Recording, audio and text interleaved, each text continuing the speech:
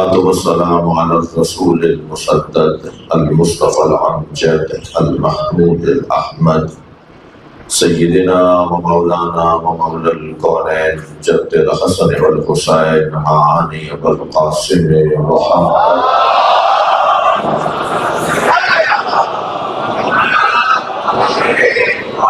وآله الطيبين الطاهرين المعصومين الذين قال الله إنما يريد الله ليذهب عنكم الرجس أهل البيت ويطهركم تطهيرا.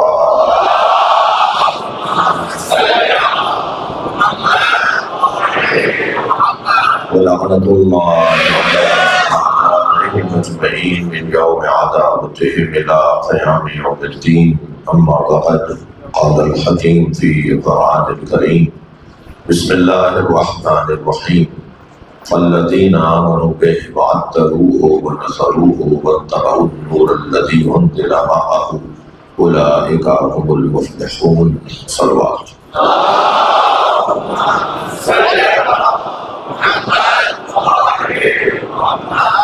اس سے بلند صلوات.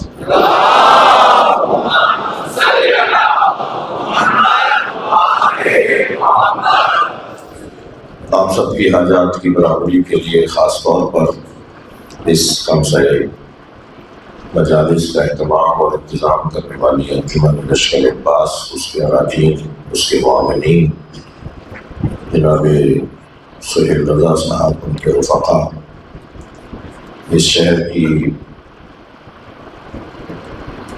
مختلف عزائی تنظیمیں، مذہبی ادارے، ماتمی انجمن علماء کرام، پھر سرکاری جو متعلقہ ادارے ہیں جنہوں نے محرم میں، سفر میں، عاشور اور اربعین کے حوالے سے اپنی خدمات کو پیش کیا، اپنی جو ان کے فرائض تھے ان کو ادا کیا. اسی طرح سنی شیعہ تمام مسالک، اسلامی مذہبی افراد جو عزاداری امام حسین میں، خاص طور پر حیدرآباد، پوری دنیا میں اپنی ایک انفرادی کیفیت رکھتا ہے. یہاں اگر 400 عزائی جلوس ہیں، مجالس ہیں، پیڑ ہیں، تو شاید اس میں 350 اہل سنت کے ہیں اور بڑی تعداد میں برادران اہل سنت سید الشہداء کی عزاداری میں اپنا حصہ ڈالتے ہیں. اور یہ تو بحث بات کرنے کی ہے نہیں کہ یہ جو نام ہے حسین، یہ اتنا پرکشش نام ہے، اتنا جاذب نام ہے، اتنا جالب نام ہے کہ جس کا ہر شخص متوالا اور مرید نظر آتا ہے. اہل سنت تو پھر اپنے آخری نبی کے نواسے کا احترام کر رہے ہوتے ہیں. حتیٰ ہندو برادری، حتیٰ غیر مسلم برادری، مسیحی برادری، وہ سب امام حسین کی یاد میں مصروف رہے. تقریباً 2 سے 3 دن اور باقی رہ گئے ہیں. یہ موسم عزا، یہ ایام عزا ہم سے رخصت ہو رہے ہیں. ہم نے حق تو ادا نہیں کیا، البتہ رخصت کا لفظ ادا کرتے وقت زبان میں لکنت آتی ہے. کیسے رخصت کریں انہیں؟ کیسے رخصت کر سکتے ہیں جب اب تک جناب سکینہ قید میں؟ کیسے رخصت کر سکتے ہیں جبکہ اب تک امام حسین کی گنبد پہ سرخ پرچم لگا ہوتا ہے؟ تو رخصت تو ہم نہیں کر رہے. یہ ائمہ اہل بیت کا ہمیں دیا ہوا طریقہ ہے. ہمیں کیونکہ انسانی تقاضوں کو بھی ادا کرنا ہے، بشری تقاضوں کو بھی ادا کرنا ہے. اللہ بھی کسی سے اس کی ہمت اور طاقت سے زیادہ کام نہیں دینا چاہتا. شادیاں بھی ہونی ہیں، خوشیاں بھی ہونی ہیں، لہذا ہمیں کہا گیا کہ ان ایام کے بعد کہہ دو کہ تم نے سوگ بڑھا دیا، اور جو سوگ سے ہٹ کر کام انجام دیے جاتے ہیں وہ کام انجام دے لو۔ لیکن ہمارے ہاں تو جب دولہا کو سیرا پاتا چلا ہوتا ہے اس وقت بھی حضرت علی اکبر کا نوحہ ہوتا ہے۔ ہمارے ہاں تو جب بچی کو رخصت کیا جانا ہوتا ہے تو جناب فاطمہ کبریٰ اور فاطمہ صغریٰ کا تذکرہ ہوتا ہے۔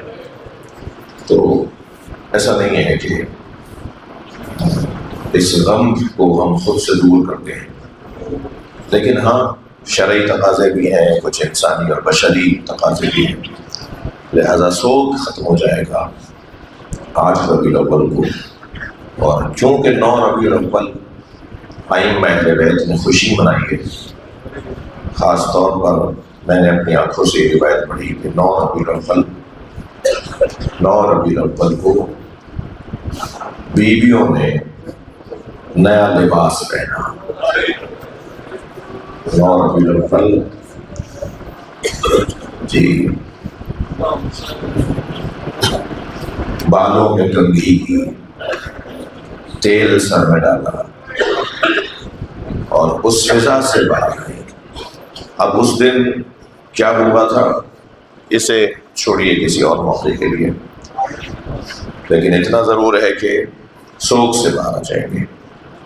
تو اس پورے 2.25 مہینے میں تقریباً 2 مہینے 8 دن میں جس نے جو خدمات انجام دی ہیں، جو کام خدمات، جو کوششیں اپنی صلاحیتوں کا اظہار کیا ہے، ان سب عبادات کی قبولیت کے لیے مکمل توانائی اور خضوع و خشوع کے ساتھ بلند صلوات پڑھیں۔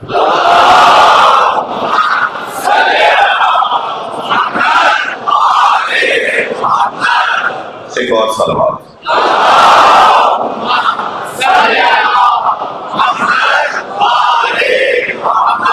آج ماشاءاللہ شرکت آپ کی حالت دن سے تھوڑی سی زیادہ ہے، تو میرے دوستوں کے انتظامات میں کچھ اور بہتری ہونی چاہیے تھی تاکہ آپ کو زیادہ دیر بیٹھنے میں آسانی رہتی۔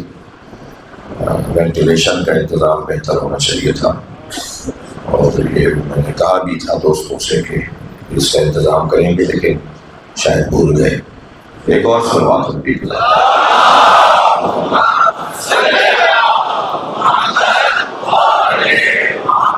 سورہ مبارکہ اعراف آیت نمبر 157۔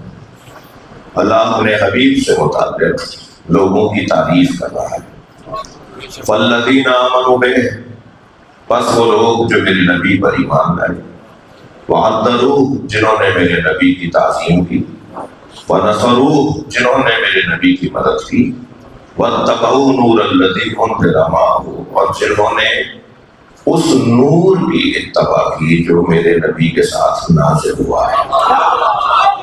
اولئک هم المفلحون، یہ وہی لوگ ہیں جو کامیاب ہیں، فلاح پانے والے ہیں۔ اشارت پر ایک مجلس میں بات ہو گئی کہ فرقہ ناجیہ کون ہے۔ نبی نے فرمایا کہ 73 فرقے، جن میں سے ایک فرقہ ناجیہ ہے، ایک فرقہ نجات یافتہ ہے، ایک فرقہ نجات پانے والا ہے۔ تو قرآن صاف صاف کہہ رہا ہے کہ جو اس نور کی اتباع کرنے والے ہیں، جو نور نبی کے ساتھ نازل ہوا ہے، اولئک هم المفلحون، وہی ناجیہ ہے، وہی نجات یافتہ ہے، وہی نجات پانے والے ہیں۔ اب وہ نور کون ہے جو نبی کے ساتھ نازل ہوا ہے؟ کیا صاحب، وہ نور کون سا ہے؟ وہ کون ہے جو نبی کے ساتھ نازل ہوا ہے؟ وہ نور وہی ہے جس کے لیے نبی نے فرمایا انا وعلی من نور واحد، میں اور علی ایک نور کے 2 حصے ہیں۔ وہ کون سا نور ہے جو نبی کے ساتھ نازل ہوا ہے؟ وہ وہی ہے جو نبی کی نبوت اور رسالت پر گواہ ہے۔ اللہ کے ساتھ اگر اللہ نے کسی کو نبی کی رسالت پر گواہ بنایا ہے تو اسے گواہ بنایا ہے جس کے پاس مکمل کتاب کا علم ہے۔ وَيَقُولُ الَّذِينَ كَفَرُوا لَسْتَ مُرْسَلًا، اے میرے حبیب جنہوں نے کفر اختیار کیا ہے وہ کہتے ہیں اور کہتے رہیں گے کہ آپ بھیجے ہوئے رسول نہیں ہیں۔ قل، آپ کہہ دیجئے ان سے کفا باللہ شہیدا بینی و بینکم، میرے اور تمہارے درمیان میری نبوت پر گواہی کے لیے اللہ کافی ہے۔ ومن عندہ علم الکتاب، اور جس کے پاس مکمل کتاب کا علم ہے۔ تو مکمل کتاب کا علم جس کے پاس ہے، اب قرآن نے کہہ دیا ہے تو تلاش کرنا میرا کام ہے، تلاش کرنا میرا کام ہے۔ اتنے سادے مت بنو کہ تمہیں پتہ نہیں ہے کون۔ صلوات پڑھیں گا محمد و آل محمد۔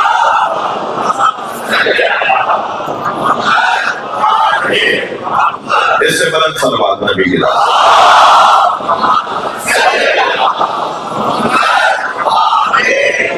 عزیزو، کل تک مولانا گفتگو یہ رہی کہ مولا علی کے جو القاب ہیں ہم ان پہ غور کر رہے تھے، مولا علی کے القاب پر غور کر رہے ہیں، اور جتنا مولا کی معرفت میں اضافہ ہوگا اتنا علی کی اطاعت میں اضافہ ہوگا۔ جی، آپ بہت سے لوگوں کے سامنے بہت ساری باتیں کر جاتے ہیں، ہم بہت سے لوگوں کے سامنے بہت ساری باتیں کہہ دیتے ہیں، کوئی کان میں آ کے ہم سے کہتا ہے جو سامنے بیٹھے ہیں یہ فلاں صاحب ہیں، تو پھر جیسے ہی پتہ چلتا ہے یہ فلاں صاحب ہے تو ہمارا لہجہ بدلنا شروع ہو جاتا ہے۔ بھائی جو ہوتا ہے بتا دوں میں آپ کو، تو پھر ایک مرتبہ لہجہ بدلنا شروع ہو جاتا ہے، طریقہ بدلنا شروع ہو جاتا ہے۔ بھائی کیا ہوا؟ اب سے پہلے تو آپ کچھ اور کہہ رہے تھے، کہتے نہیں ہم نے جانتے نہیں تھے کون ہے۔ تو جب معلوم ہو جاتا ہے کہ سامنے کون ہے تو رویے بدل جاتے ہیں۔ ان مجلسوں میں بار بار علی کا تذکرہ اس لیے کرو تاکہ رویے بدل جائیں، تاکہ طریقے تبدیل ہو جائے، تاکہ ہمارے انداز میں بہتری آ جائے۔ پہلے بہت تھا یہ کہ اگر کسی بزرگ کو کوئی جوان دیکھتا تھا کہ وہ سامنے سے آ رہے، مثلا یہ سگریٹ پی رہا ہے، معاف کیجیے گا، اور سامنے سے تایا چچا ماموں دادا آتے ہوئے نظر آ رہے تو یہ اس حرکت سے بات آ جاتا تھا۔ اب میں وہ شاہ صاحب وہ تو نہیں بتا سکوں گا کہ کیا کرتا تھا، لیکن وہ اس حرکت سے بات آ جاتا تھا، اور اس لیے بات آ جاتا تھا کہ اس کے سامنے وہ آ گیا جس کا احترام ہے۔ تو تبھی تو ہم کہتے ہیں کہ اس عقیدے کو پکا بناؤ کہ نبی اور آل نبی حاضر و ناظر ہیں۔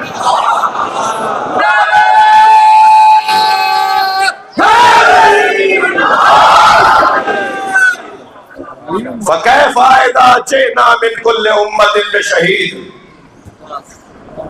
اے میرے حبیب آپ نے دیکھا کہ ہم نے ہر امت کے لیے ایک گواہ بھیجا۔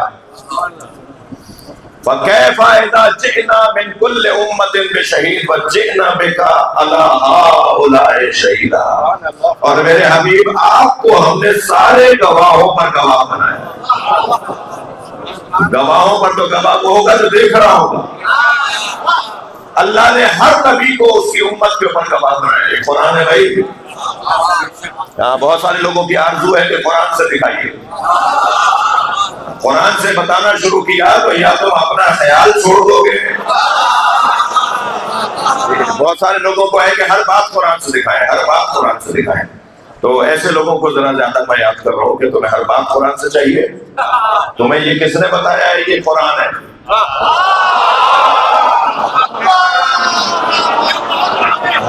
حدیث کے مخالفوں کو جواب دے رہا ہوں جو یہ کہتے ہیں ہمیں حدیث کی ضرورت نہیں ہے، ہمیں قرآن چاہیے۔ میں ان سے بات کر رہا ہوں یہ تمہیں کس نے بتایا ہے کہ یہ قرآن ہے؟ جس نے بتایا ہے نا یہ قرآن ہے، اس کے بتانے کو حدیث کہتے ہیں۔ صلوات پڑھے محمد و آل محمد۔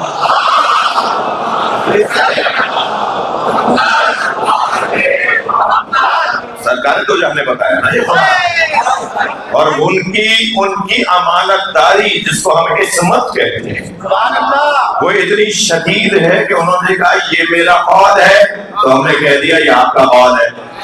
انہوں نے کہا یہ قرآن ہے، ہم نے کہا یہ قرآن ہے۔ اگر وہ قرآن کو اپنا قول کہتے تھے اور اپنے قول کو قرآن کہتے تھے اور قرآن کو اپنا قول کہتے تھے تو میرے اندر اور آپ کے اندر تو جرأت ہی نہیں تھی کہ ہم ان سے کہتے کہ نہیں یا رسول اللہ یہ آپ کا قول نہیں ہے، یہ اللہ کا قول ہے۔ انہوں نے کہا یہ قرآن ہے، ہم نے کہا قرآن ہے۔ انہوں نے کہا یہ میرا قول ہے، ہم نے کہا آپ کا قول ہے۔ جب ہم نے ہر بات ان کی مان لی تو یہ بھی تو مان لو کہ ان کے بعد اگر تمہارا بڑا ہے تو شادی۔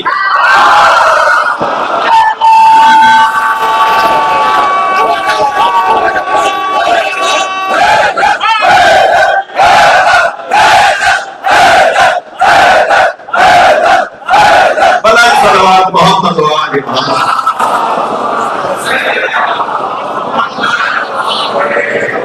جس نبی نے بتایا کہ اللہ ہے، اسی نبی نے بتایا کہ علی میرے بعد میرا خلیفہ ہے۔ علی امام الحق، علی امام المسلمین، علی امام الہدی، علی امام المتقین، یہ سرکار کی زبان سے جاری ہوئے الفاظ ہیں۔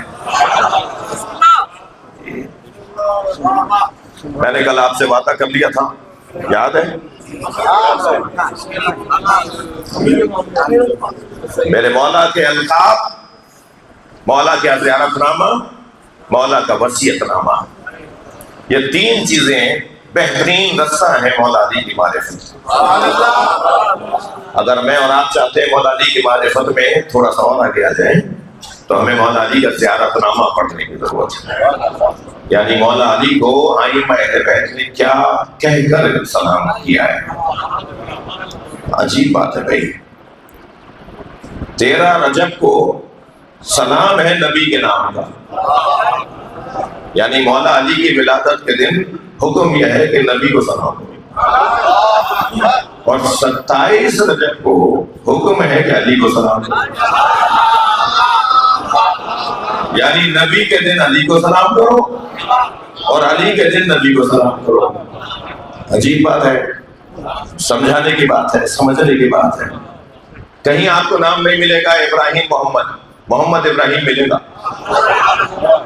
عیسیٰ محمد کہیں نام نہیں ملے گا، محمد عیسیٰ ملے گا، یعنی نبی سے پہلے بھی کسی نبی کا نام روا نہیں ہے۔ ہمارے نبی سے پہلے کسی نبی کا نام بھی آپ نہیں لگائیں گے۔ ابراہیم محمد کہاں ملا؟ کوئی ہے کہ ابراہیم محمد نام ہو اس کا؟ جچ ہی نہیں رہا،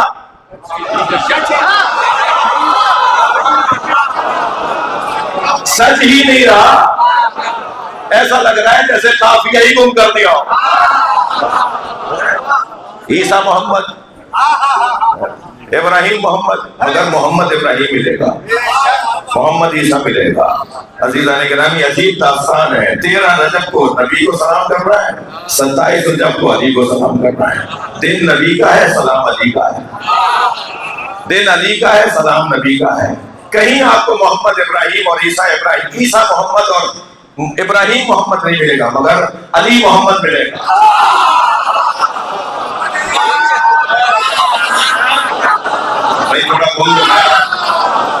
آپ کو علی محمد ملے گا، محمد علی ملے گا۔ اچھا، حضرت علی اکبر ہیں نبی کی شکل، نام علی ہے۔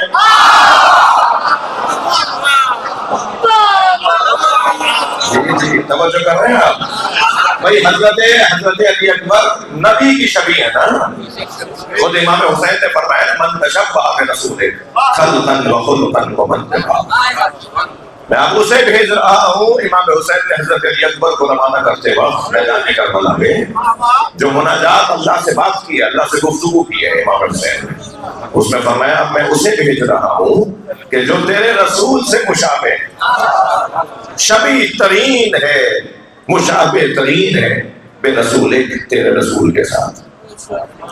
خلقاً، جی اس کی تخلیق، شمائل، چہرہ، آنکھیں، پیشانی، ناک، لب، گال، رخسار، زلفیں، ہاتھ پیر تیرے نبی جیسے۔ خلق، شمائل، خلقاً، اخلاق بھی تیرے نبی جیسا ہے۔ وما ارسلناک رحمۃ الا رحمۃ للعالمین، یہ جو رحمت للعالمین ہے نا، وہ اخلاق ہے علی اکبر کا۔ ومنطقہ، اس کا بولنا بھی تیرے نبی جیسا ہے۔ نبی کا بولنا کیسا ہے؟ وما ينطق عن الهوى ان هو الا وحی یوحی، میرا نبی تو بولتا ہی نہیں ہے، بولتا ہے تو قرآن بولتا ہے۔ جب علی اکبر بولتا ہے تو قرآن بولتا ہے۔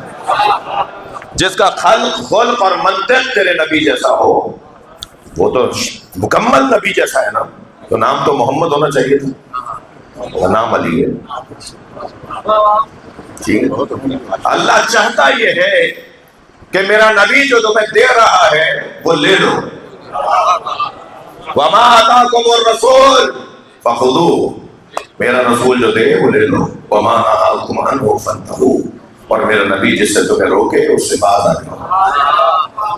نبی مکرم نے کیا کیا دیا ہے اس کی لمبی لسٹ ہے۔ اللہ کیسے سمجھایا، توحید اللہ کی کیسے سمجھائی، عدل الہی کیسے سمجھائی، خود اپنی نبوت اور رسالت پر کیا دلائل دیے، قیامت کیسے ہم پر روشن کی، جی امامت اور خلافت کیسے بیان کی۔ یعنی نبی مکرم کس لکڑی کے بنے ہوئے کنگھی سے بالوں میں کنگھا کرتے تھے وہ تو مسلمانوں کو پتا ہو، اور نبی کے بعد نبی کا جانشین کون ہے یہ بتا ہو۔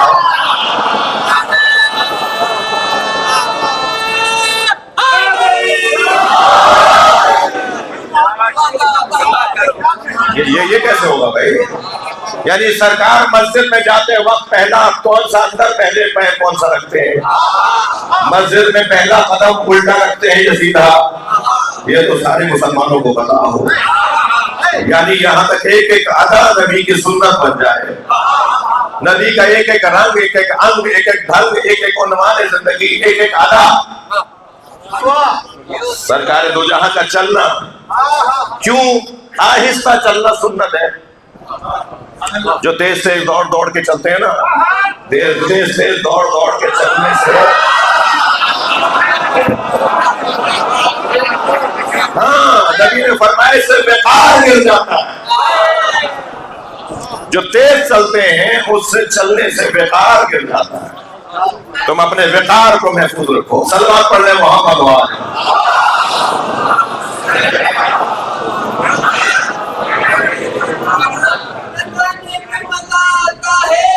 چلنے والوں کو چلانے میں مزہ آتا ہے، نہیں آنا چاہیے۔ چلنے والوں کو چلانے میں مزہ آتا ہے۔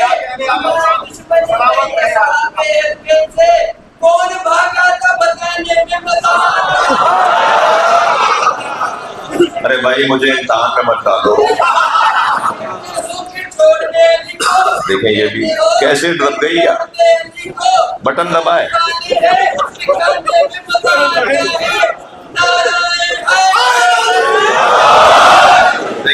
دیکھیے میں بچہ ہے، اسے تو پتہ ہی نہیں، شاید پہلی دفعہ سننے آیا مجھے، ورنہ میرے مزاج سے لوگ آشنا ہے۔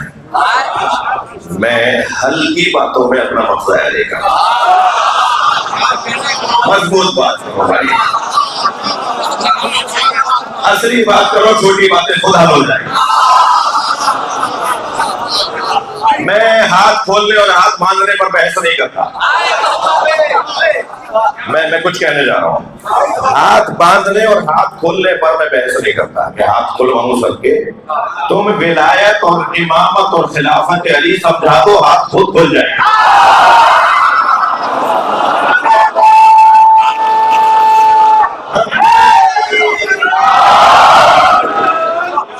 تھوڑا بڑے ہو جاؤ، تھوڑے بڑے ہو جاؤ، صلوات پڑھیں محمد وآلہ۔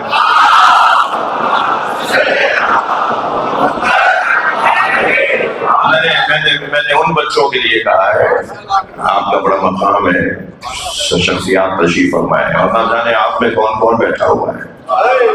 آپ نیچے ضرور بیٹھے ہیں مگر آپ مجھ سے اوپر ہیں۔ میں دو زینے اوپر بیٹھ کر کوئی بڑا نہیں ہو گیا۔ آئمہ اہل بیت کی نگاہ میں، اہل بیت کی نگاہ میں آپ کا مقام پہلے ہے، پھر میرا مقام۔ میرا سے مراد اور آپ سے مراد مولا حسین پر رونے والے اور مولا حسین پر رلانے والے، من بکا اور ابکا اور تباہ کا، جو حسین پہ روئے سب سے پہلے آپ کو یاد کیا ہے، جو حسین پہ رلائے پھر یاد کیا ہے ذاکروں کو، اور جو رونے کا ماحول بنائے یعنی بانی مجلس، آخر میں یاد کیا ہے بانی مجلس۔ ہم تو جاننا بھی نہیں، ہمیں تو پتہ بھی نہیں ہوتا بانی کو، جی ہمیں تو پتہ بھی نہیں ہوتا، ہم تو صرف نام اعلان سن کر آ جاتے ہیں، ہمیں اس سے غرض بھی نہیں ہوتا کہ بانی کون ہے۔ ہاں ان کا مقام ہے، ان کے لیے دعا ہونی چاہیے، میں نے بھی دعا کی ہے۔ تھوڑا سا بات کو اوپر لے جائیے تو نبی مکرم، اب دیکھیں مضمون بدلوا دیا اس بچے نے۔ ایک صلوات پڑھیں ذرا محمد،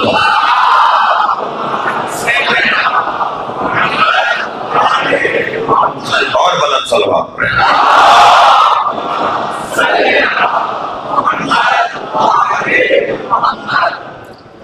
بات آگے جائے، تھوڑی سی بات اور آگے بڑھے. بات یہ ہو رہی ہے کہ نبی مکرم جو دیں وہ دے دو، اور نبی جس سے کہیں رک جاؤ اس سے بعد آ جاؤ. تو ایک ایک انگ، ایک ایک رنگ، ایک ایک نبی کی ادا سنت ہونے گئی. سرکار دو جہاں جیسا کر کے دکھا رہے ہیں ایسا کرنا سنت ہو گیا. میں مثال دے رہا تھا کہ حتیٰ تیز چلنے، کیونکہ نبی تیز نہیں چلتے تھے، بڑے وقار آرام سے چلنا عادت اور معمول کی بات ہو رہی ہے. کبھی اجلت ہے، جلدی ہے، تو ایسا نہیں ہے کہ نہیں صاحب گاڑی نکل جائے گی، آہستہ آہستہ جائے گا. سمجھداری تو ہونی چاہیے، بصیرت تو ہونی چاہیے.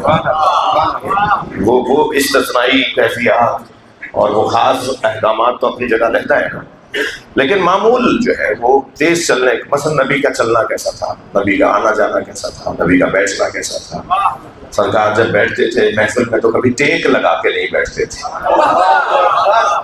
سرکار کبھی ایک سے زیادہ لوگ اگر حضرت کے پاس ہوتے تھے، یعنی محفل سجتی تھی تو سبھی سرکار کبھی ٹیک نہیں لگاتے تھے. سرکار بغیر ٹیک کے بیٹھتے، کبھی سب کے سامنے پیر نہیں پھیلاتے تھے، کبھی پیر نہیں پھیلاتے تھے. حضرت سفید کپڑوں کو نبی زیادہ پسند کرتے تھے. سرکار دو جہاں جو لباس پہنتے تھے وہ سفید رنگ کو زیادہ پسند کرتے تھے. اور بھی رنگ پہنے ہیں نبی، لیکن سفید رنگ کو زیادہ پسند کرتے تھے. فرماتے ہیں کہ جو سواریاں معاشرے کے اندر، اللہ اکبر، کیا سرکار ہمیں کہہ گئے، کیا بتا گئے. فرمایا خچر پر اور گدھے پر بیٹھنے کی عادت چھوڑنا نہیں. اس سے مراد، اب آپ میں سے، مجھ میں سے، ہم میں سے بہت سے ہوں گے جو آج تک کسی خچر پر کسی گدھے پہ نہیں بیٹھے. اس سے کیا مراد ہے؟ اس سے مراد، اس سے پیغام یہ ہے کہ جو معاشرے میں کمزور سواریاں، چھوٹی سواریاں ہوتی ہیں، ان پر بیٹھنے سے اپنے آپ کو کمزور مت سمجھنا. یہ تمہارا غرور مٹانے کا ذریعہ ہے. ہم اس میں نہیں بیٹھتے، ہم ادھر نہیں بیٹھتے. سلوات پڑھے ذرا محمد.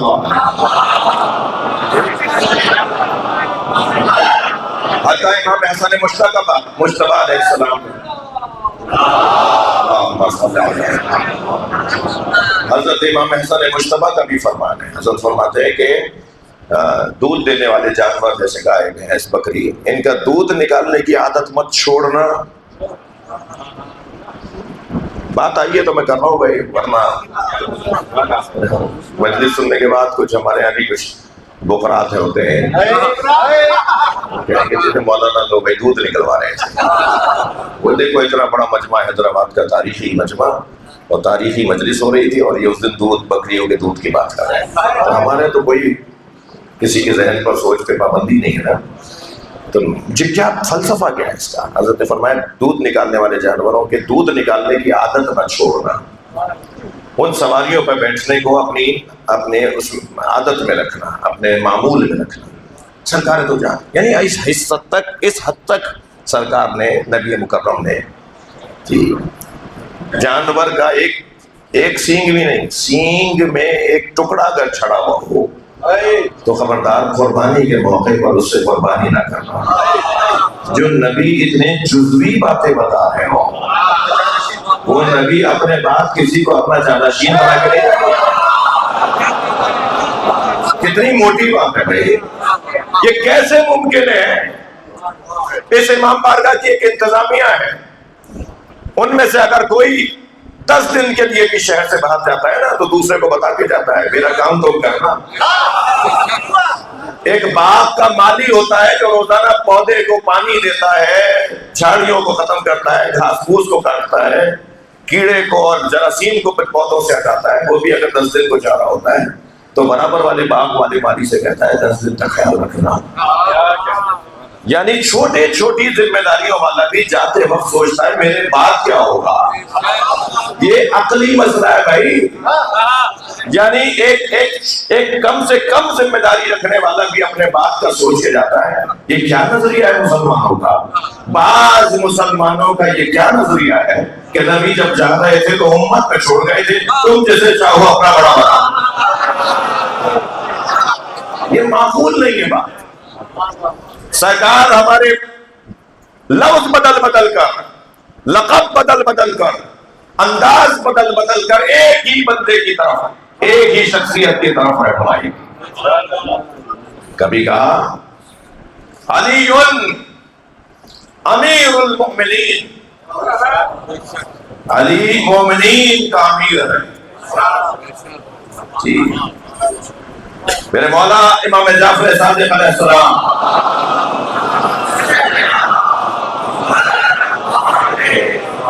ارشاد فرماتے ہیں من تلقب بامیر المؤمنین بغیر جدی علی بن ابی طالب عملہ کان عملہ کعمل ابی جہل،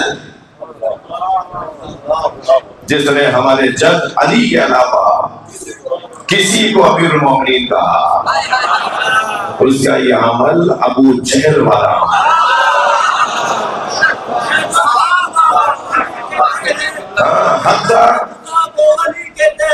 جلدی جل جاتی ہے دنیا جب۔ ایک سلوات پڑھ لیں میرے بچے، کوئی بات نہیں، کوئی بات نہیں، حوصلہ شکنی بھی نہیں کرنی ہے اور وقت بھی بہت کم ہے۔ تو مولا فرماتے ہیں اگر ہمارے جد علی کے علاوہ کسی کو امیر المومنین کوئی کہے گا، بلکہ کوئی اگر امیر المومنین کا لقب پائے گا تو اس کا یہ عمل کان عملہ کعمل ابی جہل، اس کا عمل ابو جہل والا عمل ہے۔ میرے مولا رضا کو کسی نے یا امیر المومنین کہہ کر پکارا، حضرت نے فرمایا مجھے امیر المومنین نہ کہو، امیر المومنین صرف ہمارے جد علی ہے۔ امام صادق کو ایک شخص نے امیر المومنین کہہ کر پکارا، امام نے فرمایا ہمیں امیر المومنین نہ کہو، امیر المومنین صرف ہمارے جد علی ہے۔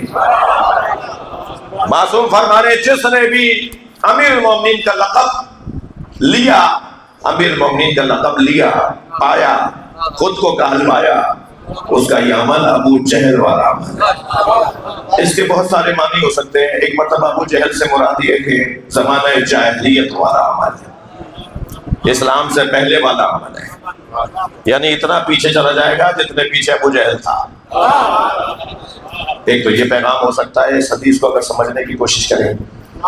ایک پیغام یہ ہے کہ ابو جہل کوئی ذات تھی یا نہیں، کوئی شخصیت تھی یا نہیں۔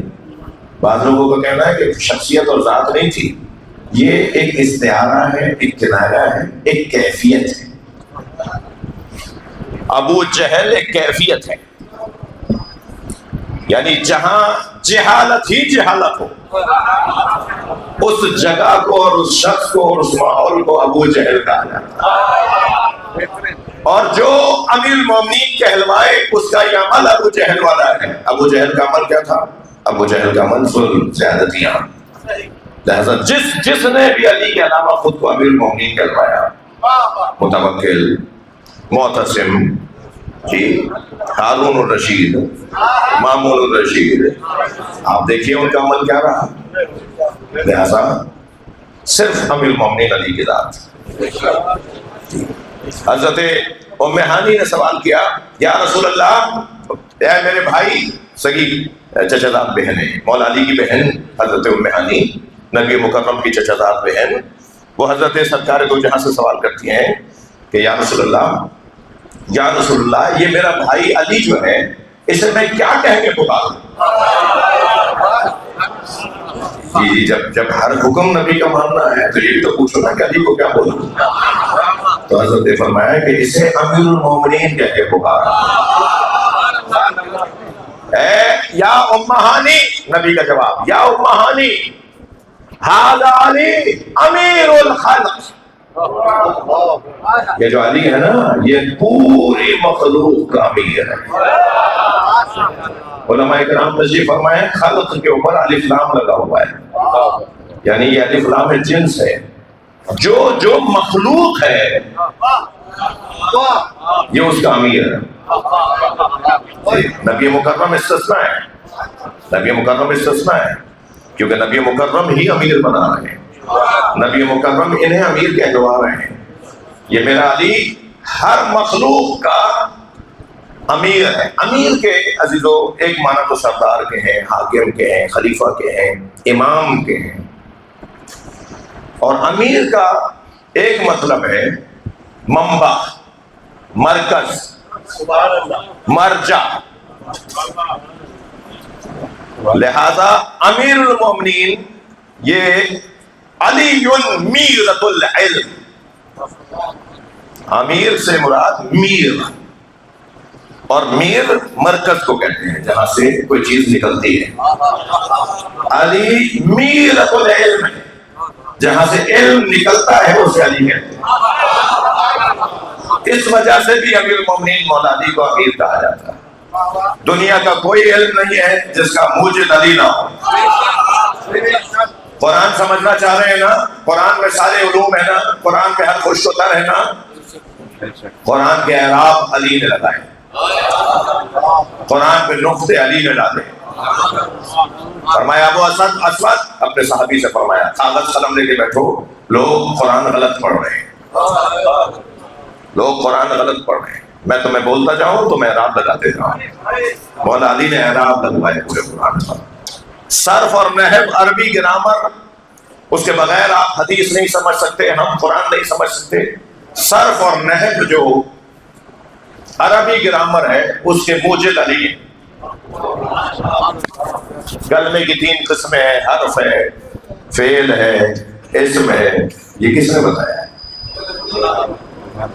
یہ مولا علی علیہ السلام نے عربی گرامر کو مرتب کر کے دیا. یعنی علی میرۃ العلم. فرمایا علی امیر الخلق، امیر علی ہر مخلوق کا امیر ہے. یہ سرکار نے اس وقت میں مسکرا کے فرمایا تھا جب بنی سعل سے 3 نقطے سے عین لام سے کے اوپر پیش، جب بنی سعل جو آئے دن مسلمانوں کو قتل کرتے تھے، آئے دن کسی نہ کسی نبی کے صحابی کی شہادت ہو جاتی تھی، تو سرکار دو جہاں نے ان پر حجت تمام کی اور وہ مار کر اپنے قلعے میں جا کے چھپ جاتے تھے. 1 دفعہ 2 دفعہ 4 دفعہ 6 دفعہ، کب تک ان کو؟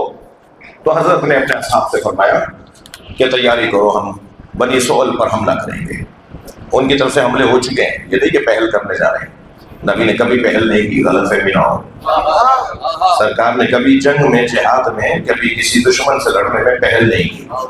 10 دفعہ جب انہوں نے صحابہ کرام کو، نبی کے چاہنے والوں کو، مسلمانوں کو شہید کر دیا تو حضرت نے فرمایا تیاری کرو، بہت ہو گئی. تو بنی سعل پر حملے کے لیے مسلمان روانہ ہوئے. یہ جب وہاں پہنچے اور ان کے قلعے کے اندر داخل ہوئے تو ان کی تلواریں ٹوٹ گئیں. مسلمانوں نے اتنا انہیں مارا. جب ان کی تلواریں ٹوٹ گئیں تو ان کی پلاننگ بڑی عجیب تھی. انہوں نے شہد کی مکھی کے چھتے رکھے ہوئے تھے، وہ مسلمان مجاہدوں پر پھینکنا شروع کر دیا. یہ سب چھوڑ کر آ گئے، اس لیے کہ وہ چمٹ جاتی تھی مکھیاں. ہزاروں لاکھوں کی تعداد میں مکھیاں، سینکڑوں شہد کی مکھی کے چھتے وہ مسلمانوں پر پھینکتے تھے. مکھیاں پھیل جاتی تھی. وہ وہاں تو تلواریں ٹوٹ چکی تھی، یہ تو جیت رہے تھے، مگر مکھی سے کون لڑے؟ تو یہ آ گئے واپس. یہ جو واپس آئے تو جنگ جیتی بھی ہے، جو جیت نہیں پا رہے. تو جیسے ہی یہ منظر بنا فوراً نبی کی آواز آئی، یا علی انت امیر النحل. یا علی تم جب ساری مخلوق کے امیر ہو تو شہد کی مکھی کے بھی امیر ہو. جاؤ جا کر قلعہ فتح کرو. اکیلے علی گئے ہیں، فرمان جائے. اور جیسے جیسے مولا علی آگے بڑھتے جاتے تھے، مکیوں کا چھتا، مکیوں کا لشکر علی کا طواف کر کر کے جنگلوں میں جاتا رہا. جب ساری مکھیاں علی کے حکم سے دور چلی گئی تب علی مولا نے فرمایا اب آؤ قلعے کو فتح کرتے ہیں. یہ جو روایت ایک امام رضا علیہ السلام سے کسی نے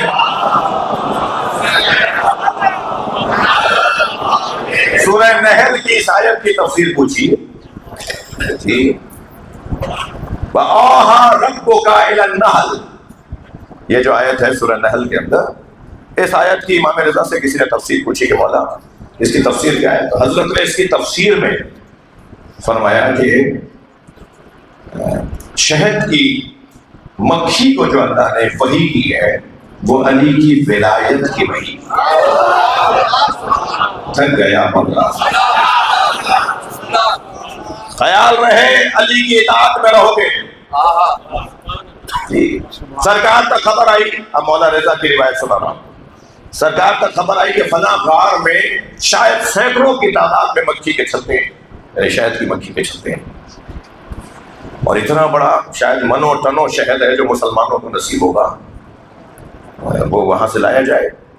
جب مشورہ ہوا تو یہ بحث ہونے لگی کہ مکھیوں سے مقابلہ کیسے کریں گے. تو مولا علی نے فرمایا کہ میں جاؤں گا, اور اکیلے مولا نے ظرف لیے اور اکیلے تنہا مولا غار میں گئے, اور جیسے جیسے علی آگے جاتے تھے وہ لشکر باہر نکلتا جاتا تھا, اور مولا نے اتنا تنو منو شہد جمع کیا اور لا کے نبی کو دیا. تو حضرت نے مسکرا کے فرمایا انت امیر النحل و یاسوبھا, یا علی تم ان کے بھی امیر ہو اور ان کے بھی سردار ہو. یہ کہنے کے بعد سرکار نے فرمایا یا علی انت یاسوب الدین, عربی میں شہد کی مکھی کے سردار کو یاسوب کہا جاتا ہے. جیسے وہاں ایک سردار ہے ایسے میرے دین میں ایک سردار ہے جیسے علی کہتے ہیں. صلوات پڑھے محمد و آل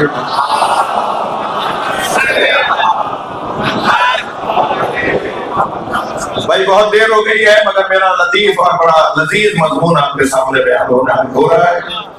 جی نبی مکرم نے مولا علی کو لقب دیا یاسوب الدین. یاسوب الدین شہد کی مکھی کا جو یاسوب ہوتا ہے, جو سردار ہوتا ہے, سردار مکھی جو ہوتی ہے وہ صدر دروازے پر کھڑی ہوتی ہے, جہاں سے مکھیاں آ کر اپنے اپنے کھانوں میں جا رہی ہوتی ہیں, جہاں سے سب کو گزرنا ہے. وہ ایک مقام پر کھڑی ہوتی ہے اور اسے خوشبو آ جاتی ہے کہ یہ گندے پتوں سے ٹھنڈے رس لے کر آئی ہے یا یہ اچھے پتوں سے رس لے کر آئی ہے. جس کو جو گندے پتوں سے رس لے کر آنے والی مکھی ہوتی ہے اسے یہ سونگھ لیتی ہے اور اسے پتا ہوتا ہے, اسے کوئی گنجائش نہیں ہوتی کہ واپس جا کر دوبارہ سے رس لے کر آئے, بلکہ یہ ایک مرتبہ حملہ کرتی ہے اسے اور درمیان میں سے دو ٹکڑے کر دیتی ہے. خیانت کا حل موت ہے.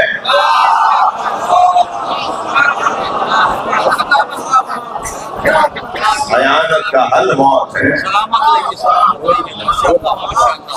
خیانت کر رہا ہے وہ پھر اس کو جینے کا حق نہیں ہے. اب کبھی اللہ مارے گا اسے, کبھی وہ اپنے ضمیر کی موت مرے.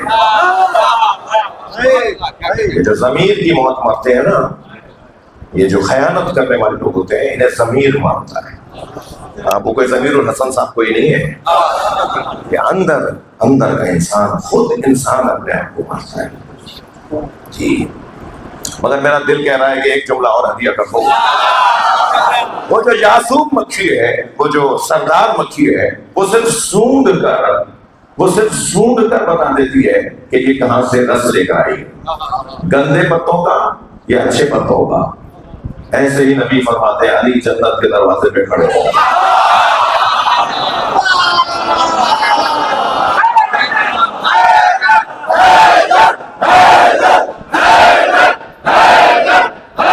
صلوات پڑھنے محمد و آل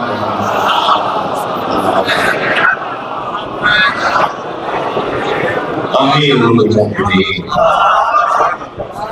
مومنین کا امیر. بہت دیر ہو گئی عزیزوں, بس ایک جملہ دل کر رہا ہے. غدیر کے میدان میں جب من کنت مولا قال علی مولا کا اعلان ہو گیا تو سرکار نے اصحاب سے فرمایا سلموا بامرۃ المؤمنین, علی کو سب امیر المؤمنین کہہ کر سلام. سرکار نے مولا علی کو سلام کروایا ہے, اور سلام بھی کرو امیر المومنین کہہ کر.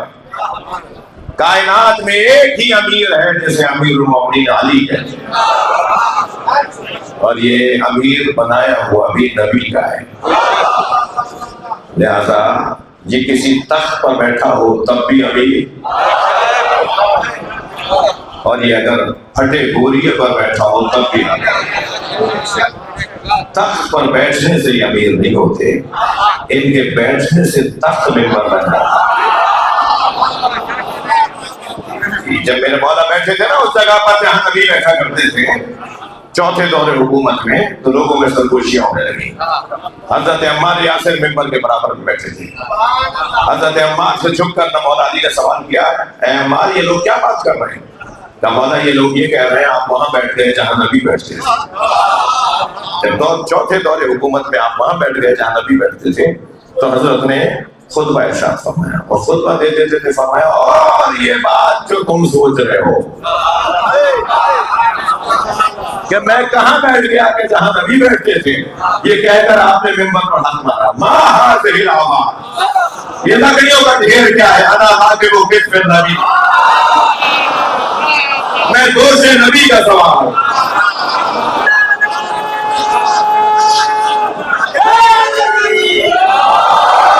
صلوات پڑھے محمد وآلہ محمد۔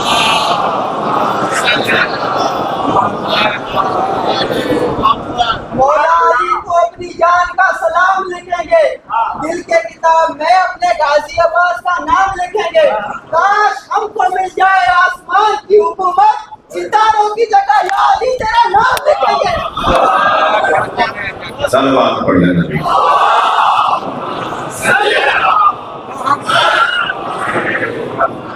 امیر المومنین مولا کا ایک لقب جو معرفت علی کا ایک بہترین ہو۔ اللہ کا شکر ادا کریں کہ ہمارا امیر ہے۔ ہمارا سے مراد ہم سب جو یہاں تشریف فرما ہے۔ اور میں نے ایک جگہ ایک دفعہ کہہ دیا کہ حیدرآباد میں محبت اہل بیت کا جلوہ کچھ اور ہے۔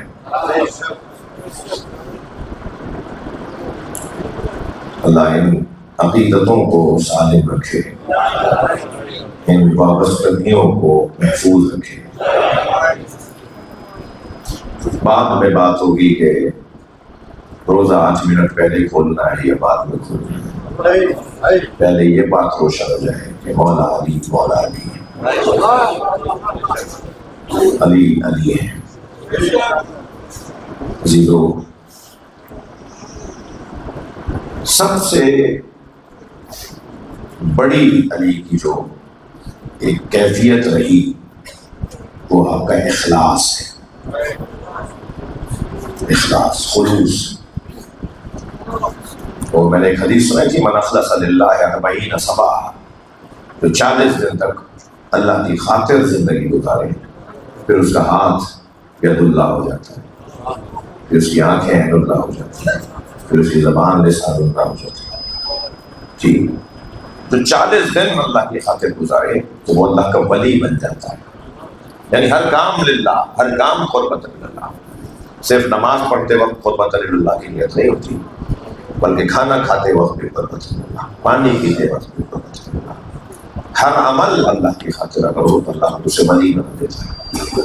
جو 40 دن تک محنت کر دے تو وہ ولی بن جائے، جس نے اپنے اوپر، اپنے بابا کے اوپر، وقت ختم ہو گیا جی۔ پہلے 3 دوروں میں نبی کے بعد مولا علی کا دور چوتھا دور تھا، تو تاریخی اعتبار سے چوتھا دور تھا، ورنہ تو علی کا دور پہلے 3 دوروں میں بھی علی کا دور تھا، لیکن تاریخی اعتبار سے انتظامی امور میں چوتھا دور تھا نا۔ تو وہ جو چوتھا دور تھا مولا کا، اس وقت بھی جو مولا علی کا یہ جو انداز تھا وہ اس خلوص کی بنیاد پر، یعنی میں یہ عرض کر رہا تھا کہ ان پہلے 3 دوروں میں بھی حضرت ابو طالب کے ایمان پر کوئی تبصرہ ہی نہیں، یعنی پہلے 3 دوروں میں حضرت ابو طالب کے ایمان کے خلاف کسی نے بات نہیں کی۔ یہ تو جب جنگ صفین جیت نہیں پائے، جنگ نہروان جیت نہیں پائے، تو پھر اس کے بعد پھر ایک بات شروع ہوئی کہ علی کے تو پاپا نے کلمہ ہی نہیں پڑھا تھا، جس پر مولا علی نے فرمایا اگر میرے بابا کو محشر، میرے بابا کو جب محشر میں لایا جائے گا تو انبیاء کی شکل میں اور بادشاہوں کے حشم میں. اچھا یہ فرمان مولا نبی کا ہے، اصل میں یہ سرکار سے منسوب ہے، آپ سرچ کر لیجیے گا. یحشر ابو طالب یوم القیامہ بسیماء الانبیاء وذی الملوک، یہ الفاظ ہیں سرکار کے. پھر یہ بحث شروع ہو گئی. یہ آسابی جنگ تھی. یہ آپ کے میرے کسی دادا کو میرے والد کو کچھ کہے تو یہ اس سے زیادہ خطرناک جنگ ہے جو کوئی کہے کہ آؤ تلوار سے، آؤ آگے کشتی لڑتے ہیں. کشتی لڑنا آسان ہے، آبا و اجداد کو برا کہنا یہ اس سے زیادہ مشکل میدان ہے. پھر یہ والی بحث شروع ہو گئی حضرت ابو طالب کی، اور پھر وہ چلتی رہی. تو مولا کو معلوم نہیں تھا کہ میں بدر میں جنہیں مار رہا ہوں اللہ کی خاطر، رسول اللہ کے حکم پر، میں بدر میں جن سرداروں کو مار رہا ہوں ان کے بچے مجھ سے بدلہ دیں گے. مگر علی نے اسے ایک لمحے کے لیے بھی نہیں سوچا. میری آج یہ ذمہ داری ہے، اگر میرے بچے بھی مارے گئے تو یہ میرے بچوں کا قربان ہونا ایسا ہی ہے جیسے آج میں اللہ کی خاطر زندگی ہوا. اور ایسا ہی ہوا. جنہیں بدر میں مارا تھا ان کی اولادوں نے علی سے بدلہ لیا. مولانا علی سے بدر کے اپنے بڑوں کا بدلہ لیا. مگر رونا اس بات کا ہے کہ مارنے والا تو چلا گیا تھا نا. کبھی کسی کا بدلہ کسی اور سے لیا جاتا ہے. اگر علی مولا نے تمہارے بڑوں کو مارا تھا تو تم علی کے حسین کو مارو گے، تم علی کے حسن کو مارو گے. مگر اس وقت دل تڑپ کے رہ جاتا ہے جب یہ خیال آتا ہے کہ بدلہ اگرچہ باپ کا بیٹے سے بدلہ نہیں لیا جائے گا، قانون بھی نہیں کہتا، شریعت بھی نہیں کہتی، اخلاق بھی نہیں کہتا، مگر دل دہل جاتا ہے جب یہ تصور آتا ہے کہ بیٹوں سے لے لیتے تب بھی تسلی ہو جاتی کہ تم نے علی کا بدلہ حسن و حسین سے لے لیا، مگر یہاں تو علی کا بدلہ زینب سے لے لیا. حضرت اللہ علی کی بیٹیوں سے بدلہ لے رہے ہو، علی کی بہوؤں سے بدلہ لے رہے ہو. کچھ دیر کے لیے سوچئے، جناب ام لیلا ایک شاہی خاندان کی بیوی ہے، جناب رباب ایک شاہی خاندان، نواب خاندان کی بیوی، زمیندار جاگیردار خاندان کی خاتون ہے. بھرے دربار میں جناب رباب کو تعزیہ نہ مارا جائے. روایت کہتی ہے کوئی تعزیہ نہ جب بیوی کے سر پہ آ کے لگا، نازک اندام مخدرہ، بیوی کا سر کھل گیا، بیوی کے سر کا خول بیوی کے چہرے پہ بہنے لگا. اللہ اکبر. بہوؤں سے مطلب لو گے، بیٹیوں سے مطلب لو گے. ایک مرتبہ دل تڑپ جاتا ہے جب یہ خیال آتا ہے 4 سالہ سکینہ سے بدلہ لو گے، علی کی پوتیوں سے بدلہ لو گے. بڑے دربار میں جب سر حسین لایا گیا اس پہ رومال ڈلا ہوا تھا. کسی نے مدینے میں جناب زینب سے پوچھا تھا، امام سجاد نے تو شام کے حالات بیان فرما کے گریہ کر کے رو رو کر بتایا، مگر جب جناب زینب سے کسی بیوی نے پوچھا بیوی شام میں آپ کو کون سی ایسی مصیبتیں ہیں جو آپ کو سب سے زیادہ یاد رہی ہے، تو چند مصیبتوں کا ذکر کیا اور فرمایا ان میں سے ایک مصیبت جو میرے ذہن سے نہیں نکلتی وہ یہ مصیبت تھی کہ جب ہم دربار میں کھڑے کیے گئے تو یزید کے سامنے ایک تشت لا کے رکھا گیا. اس تشت پہ رومال لگا ہوا تھا، اس کے ہاتھ میں ایک چوب خضرا تھی، جس ایک چھڑی تھی، ایک چوب خضرا تھی. بی بی فرماتی ہے اس چھڑی سے اس نے رومال ہٹایا. جب رومال ہٹایا تو ہم سب نے ایک منظر دیکھا، میرے بھائی حسین کا کٹا ہوا تھا. السلام علیکم یا عبد اللہ. بی بی فرماتی ہے مصیبت یہاں ختم نہیں ہوئی. مصیبت یہاں آگے بڑھی کہ جب اس نے وہ چھڑی حسین کے لبوں میں لگائی، جب یزید نے وہ چھڑی میرے بھائی حسین کے دندان پر دانتوں پہ لگائی، وہ منظر مجھ سے نہیں بھول رہا۔ غیرت مند لوگوں سے بات ہو رہی ہے نا، یہ مجمع خاندانی لوگوں کا مجمع ہے نا، آپ کے گھروں میں چھوٹی چھوٹی بچیاں بھی ہوں گی، اگر ہماری کے گھر کے خاندان کی کسی عورت کی طرف کوئی اجنبی دیکھ لے تو ہم سے کھانا پینا ہوتا ہے۔ سلام ہو امام زین العابدین پر۔ جب ایک شخص نے جناب سکینہ کی طرف اشارہ کیا تو جناب سکینہ امام سجاد سے لپٹ گئی اور لپٹ کر کہا بھیا ہم نے یہ سنا تھا کہ ہمیں اسیر بنایا جائے، ہم نے یہ نہیں سنا تھا کہ ہمیں کنیزی میں بھی مانگا جائے۔ اجرکم اللہ، اجرکم اللہ، جو جہاں بیٹھا ہے اپنی آواز کو آزاد کرے گا۔ نہیں معلوم میری آپ کی زندگی میں ان ایام کی یہ مجلس نہ جانے کیا لکھا ہوا ہے، اللہ آپ کو زندگی دے، اللہ آپ سب کو صحت عطا فرمائے۔ جناب سکینہ کے صدقے میں صحت مانگی ہے، ایک بیمار امام سے صحت مانگی ہے۔ اجرکم اللہ، اجرکم اللہ۔ کبھی غور فرمایا یہ 4 سالہ سینے پہ سونے والی بچی کو کیا ہوا؟ اس کی زندان میں شہادت کیسے ہو گئی؟ عزیزانو کچھ دیر کے لیے تصور کریں، کربلا میں بابا سے جو لپٹ لپٹ کے روئی، میں کہتا ہوں سکینہ تو عاشور کے دن ہی مر گئی۔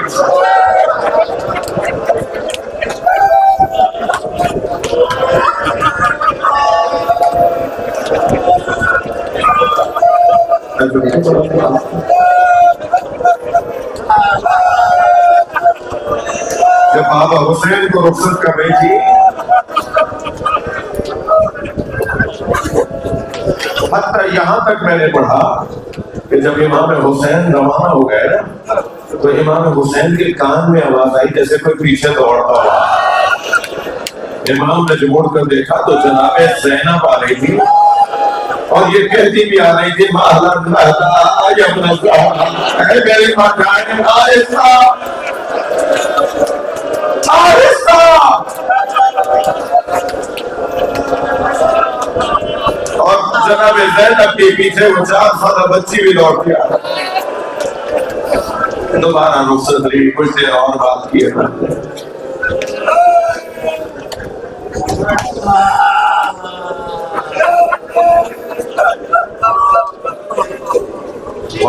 حوصلہ مجھے جلدی نہیں ہے، تھوڑا میں آج آپ کے ساتھ زیادہ مسائل میں دورانیہ رکھنا چاہوں گا، مجھے بھی آپ دعا کریں اللہ ہمت عطا فرمائے۔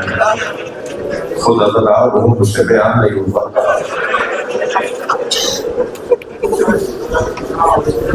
تصور ہے کبھی کہ وہ بچی جو حسین کے سینے کا، جو حسین کے گلے کا تعویذ تھی، جسے امام حسین نے اپنے ہاتھوں سے گوشوارے پہنائے،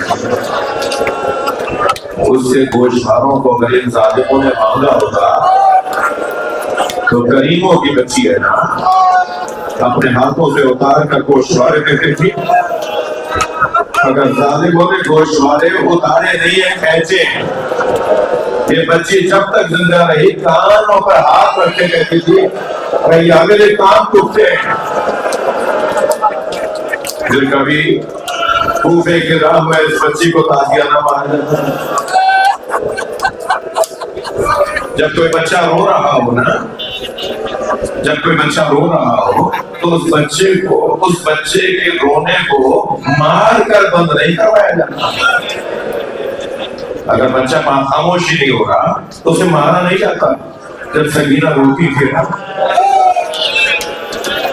ان کے رونے پہ زینب کے رونے کی آواز، جناب ام لیلہ کے رونے کی آواز، پورا قافلہ روتا تھا تو پھر اس بچی کو مارا جاتا۔ آپ نے بہت سنا ہوگا کہ سکینہ اونٹ سے گر گئی تھی، میں نے پڑھا ہے گرایا گیا تھا۔ یہ 2 علیحدہ باتیں ہیں۔ یہ جب بچی روتی تھی نا، بابا کا ساتھ دیکھے بابا مجھے تماشا مارتے، تو پورا قافلہ روتا تھا۔ ایک ظالم نے دوسرے ظالم سے کہا کہ کیا کریں اس بچی کا رونا بند ہو جائے۔ تو اس نے کہا اس کا اونٹ آخر میں لے آؤ، میں اسے اونٹ سے گرا دوں گا، تم قافلہ آگے بڑھا جائے۔ ابن رجب نامی خاتم نے جناب سکینہ کا دامن پکڑ کر بیوی کو اونٹ سے گرا دیا، قافلہ آگے بڑھنے لگا، بچی پیچھے پیچھے دوڑ رہی، وہ کیا مامے گر گئی، بھیا مجھے ساتھ لے جاؤ۔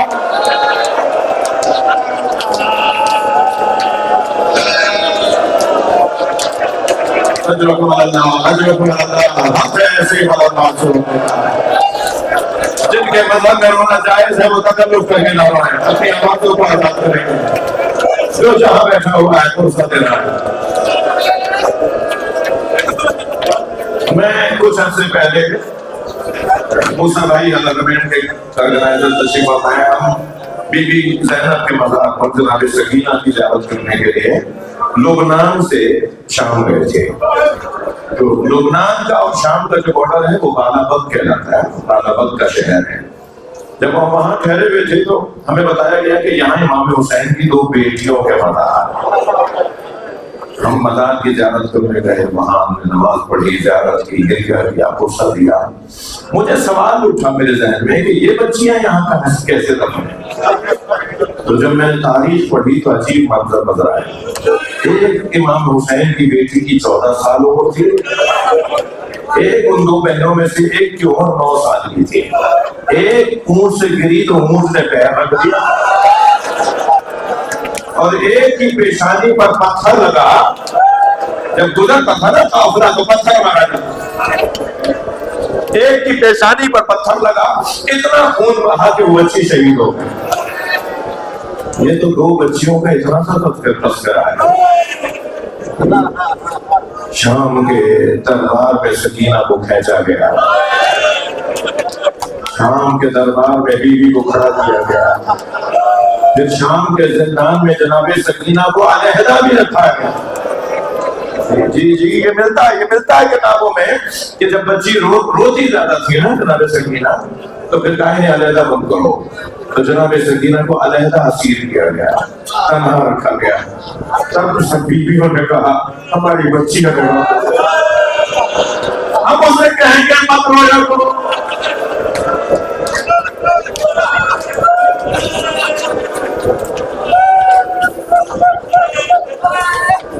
میرا مجمع سے میں نے یہ ساری مثالیں اس لیے دی، میرا آپ رونے والوں سے سوال تھا یہ بچی کب تک زندہ رہتی، یہ بچی ایسی حالت میں کب تک زندہ رہتی؟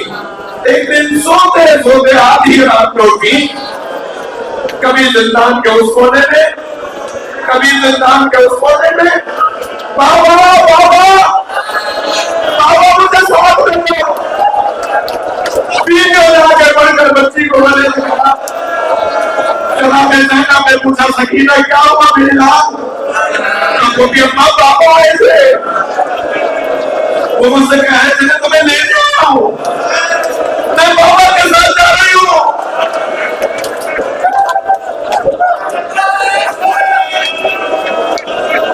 اتنا گریا ہوا زندان میں کہ یزید کے دربار سے سر حسین بھیجا گیا کہ لے جاؤ حسین کا سر، شاید اس بچی کو تسلی ہو جائے۔ جب سر لا کر کنیزوں نے، دربار کی کنیزوں نے مشعلے چراغ لے کر آئی، اندھیری رات تھی، زندان کے درمیان میں سر رکھ دیا، تو بیوی کچھ فاصلے پر بیٹھی تھی۔ امام سجاد نے آواز دے کر کہا سکینہ اٹھو بابا آ گئے۔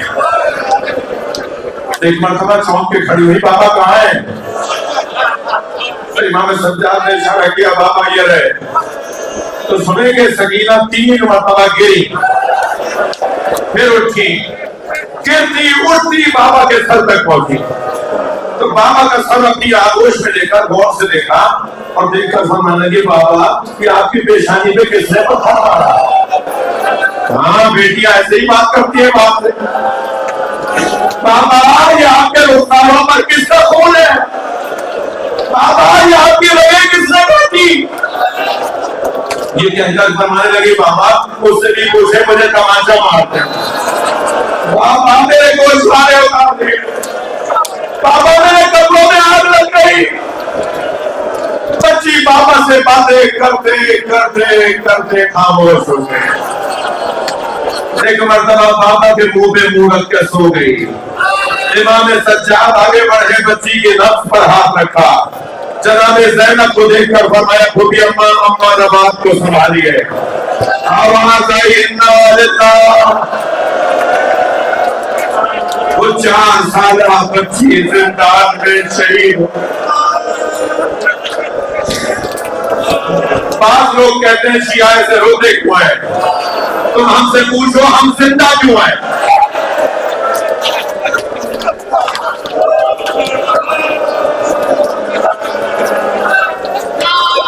اجرکم اللہ, اجرکم اللہ.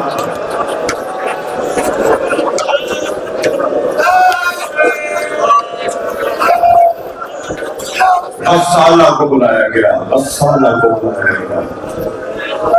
10 سالہ غسل دینے کے لیے اندر گئی. باہر آ کر امام سجاد کے سامنے بیٹھ کر کہتی آپ کی بہن کو کیا بیماری ہے؟ امام نے فرمایا میری بہن کو کوئی بیماری نہیں تھی.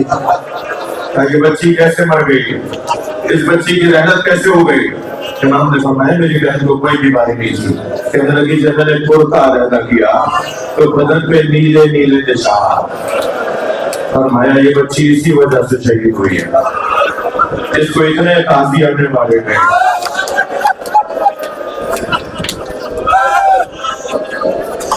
ننھی سی خبر بنا دی. امام سجاد سے کسی نے مدینے میں پوچھا تھا نا کہ آپ کی عمر تو اتنی نہیں ہے, آپ کے بال سفید کیسے ہو گئے, آپ کی کمر کیسے جھک گئی؟ فرمایا بہن کے جنازے میں بوڑھا گیا.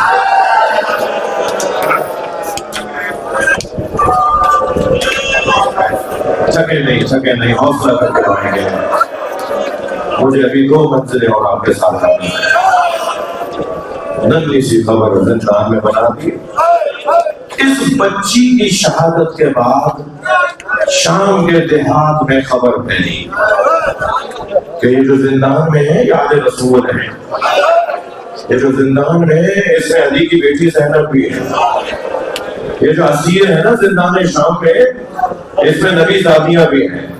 ایک مرتبہ بغاوت کا سماحول ہونے لگا, گویا کہ اس بچی نے سب کو رہائی دلوا دی. بلایا یزید نے امام سے, کہتا ہے کہ میں آپ کو آزاد کرنا چاہتا ہوں. مختصر کیا میں آپ کو آزاد کرنا چاہتا ہوں. آپ کہاں جانا چاہتے ہیں, کربلا یا مدینہ؟ امام نے فرمایا میں اپنی پھوپھی زینب سے پوچھوں گا. جناب زینب کے پاس آ کر کہا پھوپھی اماں یزید ہمیں آزاد کر رہا ہے. بیوی نے فرمایا مجھے آزادی نہیں چاہیے. نہیں اب زینب کی فتح کرنی ہے. میری بیوی نے فرمایا میری 3 شرطیں ہیں, جو 3 شرطیں پوری کرے گا تو پھر میں اس زندان سے جاؤں گی. میری پہلی شرط یہ ہے مجھے اسی شہر میں ایک گھر چاہیے جہاں میں اپنے بھائی کا ماتم کروں, جہاں میں کربلا والوں کی یاد میں ان کا تذکرہ کروں. جناب زینب نے اسی شام میں جس شام میں اسیر بنا کے لائی گئی تھی اسی شام شہر کے اندر بیوی نے 10 دن تک عزاداری کی. فرمایا میرا دوسرا مطالبہ یہ ہے کہ ہمارے تبرکات واپس کیے جائیں. چادریں لوٹاؤ, زیورات لوٹاؤ, وہ جھولا چلا ہوا تھا وہ لوٹاؤ, وہ گالیاں لوٹی تھی وہ واپس کرو, ہمارے شہیدوں کے سر ہمیں واپس رکھو. میرے حسین بھائی کا سر مجھے دو, میرے علی اکبر کا سر مجھے دو. لہذا اس گھر میں جہاں عزاداری ہو رہی تھی تبرکات آنا شروع کیے. سر آئے. جب جناب قاسم کا سر آیا نا, جناب ام سروہ نے آگے بڑھ کر ماتم کیا. جب حضرت علی اکبر کا سر آیا بیوی ام لیلا نے آگے بڑھ کر ماتم کیا. جب جناب عباس کا سر آیا بیوی ام کلثوم نے آگے بڑھ کر ماتم کیا. سارے سر آتے رہے لیکن ایک مرتبہ 2 چھوٹے بچوں کے سر آئے تو کوئی بیوی آگے نہیں بڑھ رہی تھی بلکہ سب بیویاں ایک بیوی کی طرف دیکھا. تو شام کی جو عورتیں جناب زینب کو غصہ دینے آئی ہوئی تھی نا, ان میں سے ایک نے کہا کیا ان بچوں کی ماں مر گئی؟ تو آواز آئی نہیں, ان بچوں کی ماں زینب ہے. بیوی نے فرمایا میں نے اپنے بچوں کو بھائی پر قربان کر دیا. پھر امام حسین کا سر آیا, سب نے آگے بڑھ کر استقبال کیا. پھر ایک گٹھڑی لا کے رکھی گئی. اس گٹھڑی کو جناب زینب نے کھولا تو اس میں چادریں نکلی. ایک چادر کو اٹھا کے آواز دی بہن آپ کی چادر آ گئی، ایک چادر کو دیکھ کر فرمایا بھابھیوں پہ فرما آپ کی چادر آ گئی۔ بیویوں کی چادریں جناب زینب دیتی رہی، رونے والوں سنیں گے ایک چھوٹی سی چادر کا دیکھا، جناب زینب نے وہ چادر اٹھائی قبر سکینہ پر پھیلا اور ایک دعا پڑھا، سکینہ تمہاری چادر بھی آ گئی، اجرکم اللہ اجرکم اللہ۔ مجلس ہو گئی، ادا رہو۔ تیسرا مطالبہ بیوی نے فرمایا، میرا تیسرا مطالبہ یہ ہے کہ ہمارے ساتھ ایسے شخص کو ہمارے ساتھ کیا جائے جو ہمیں مدینہ تک پہنچا کر آئے، جو رستوں سے آشنا ہو، جو ماحول سے آشنا ہو۔ تو کہا کہ بشیر ابن جذلم اس کا باپ بھی آپ کا شیعہ تھا، اہل بیت کا جاننے والا تھا، ہم اس کے بیٹے بشیر کو آپ کے ہمراہ کریں گے جو آپ کو مدینہ تک پہنچا کر آئے گا۔ قافلہ شام سے رہا ہونے لگا، محفلیں سجائی جانے لگی۔ ابھی کچھ دیر کے بعد آپ محفلوں کی بھی زیارت کریں گے، یا یہاں محفلوں کی زیارت کے ایام ہے نا، تو محفلیں جب تیار ہو گئی تو جناب زینب جیسے ہی باہر آئی تو محفلوں کو دیکھ کر رک گئی، ان پہ رنگین پردے لگے ہوئے تھے۔ جناب زینب نے فرمایا زین العابدین میں ان میں نہیں بیٹھوں گی، اجعلوها سودا حتی یعلم الناس نحن فی عزاء اولاد زہرا، انہیں کالے کپڑوں میں تبدیل کرواؤ، پھر میں ان میں بیٹھوں گی تاکہ جہاں جہاں سے سواریاں جائیں لوگ سمجھ جائیں کہ حسین کے ازرار جا رہے ہیں۔ جناب زینب نے محفلوں کے پردے تبدیل کروائے، اور جب پھر دوبارہ سے محفلیں آمادہ ہو گئی تو امام سجاد نے فرمایا کہ اماں سب بیویوں کو کہیے کیا کہ بیٹھ جائیں، سب آگے بیٹھ گئی ہیں تو مگر ایک بیوی نظر نہیں تھکے نہیں، ایک بیوی نظر نہیں آ رہی۔ تو امام سجاد سے فرمایا جناب زینب نے، اے زین العابدین ہمیں رباب نظر نہیں آیا۔ امام سجاد نے فرمایا مجھے معلوم ہے میری ماں کہاں ہے، آپ میرے ساتھ آئیے۔ اب آگے آگے امام سجاد، پیچھے پیچھے بیویاں زندان شام کی طرف اڑے تو بی بی زینب کی آواز آئی زین العابدین یہ تو خراب شام ہے، کب ہو گیا مردوں ختم ہو گیا۔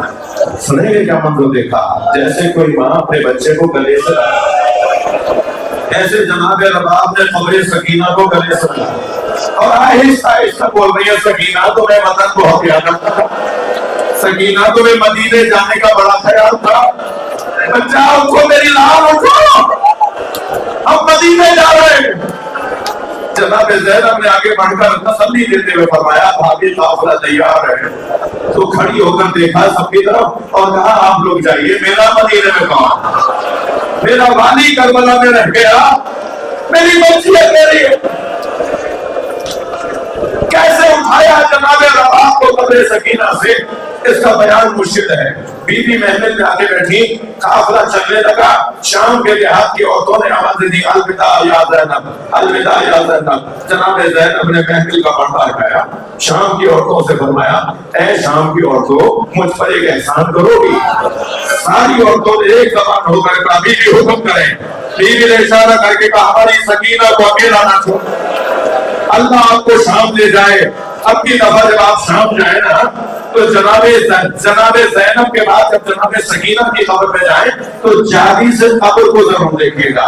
آج بھی شام کے دیہات کی عورتیں کھلونے لا کے ڈالتی ہیں، گڑیاں لا کے ڈالتی ہیں، اور ایک پرانے زمانے سے نوحہ ہے اے سکینہ تمہاری ماں سے وعدہ کیا تھا تمہاری قبر پر آتے رہیں گے۔ مجلس ہو گئی عزادارو، بہت رو لیے، بہت ثواب کما لیا، ایک منزل اور آگے آ جائیے۔ قافلہ مدینہ پہنچا، امام سجاد نے شہر کے باہر خیمہ لگا دیا، بشیر جا کر مدینے میں خبر سناؤ کہ حسین کا لٹا ہوا قافلہ آ گیا۔ بشیر کالا علم ہاتھ میں لے کر اور یہ کہتے ہوئے آگے بڑھے اے مدینے والو اب مدینہ رہنے کے قابل نہیں رہا، حسین کا لٹا ہوا قافلہ واپس آ گیا۔ ایک مرتبہ بشیر داخل ہوا محلہ بنی ہاشم میں، جیسے ہی بشیر نے پہلی آواز دی نا اے مدینے والو مدینہ رہنے کے قابل نہیں رہا، تو بشیر کہتا ہے ایک دروازہ کھلا، ایک قوی ہیکل بی بی باہر آئی، ایک دراز قد بی بی باہر آئی جس کے کاندھے پر ایک بچہ بیٹھا ہوا تھا، جس کے ہاتھ میں ایک عصا تھا۔ وہ آگے بڑھتے ہوئے مجھ سے کہنے لگی کس حسین کی بات کر رہے ہو؟ تو بشیر کہتے ہیں میں نے کہا بی بی میں جان سکتا ہوں میں کس سے بات کر رہا ہوں؟ بی بی آپ کون ہیں جو میں آپ سے بات کر رہا ہوں؟ تو انہوں نے آواز دے کر کہا میں ام البنین ہوں، میں ام البنین ہوں۔ بشیر کہتا ہے میرے ہاتھ پیر کانپنے لگے کہ تمہیں چلا اس بیوی کا میں نے کہا بی بی میں آپ کے بیٹے عباس کا حال بتاؤں؟ کہا نہیں حسین کا حال بتاؤ۔ کہا بی بی میں آپ کے بیٹے عون کا حال بتاؤں؟ کہا نہیں مجھے حسین کے بارے میں بتاؤ۔ کہا بی بی میں آپ کے بیٹے جعفر کا عثمان کا حال بتاؤں؟ اس نے کہا نہیں مجھے حسین کا حال بتاؤ۔ تو میں نے کہا حسین کو کربلا میں پیاسا باندھ دیا۔ جیسے ہی میں نے یہ جملہ کہا تو اس بیوی نے زمین پر پیر مارا اور کہنے لگی عباس کہاں تھا؟ کبھی بھی عباس مارا جا سکتا ہے، ماں کا بے حسین ہے۔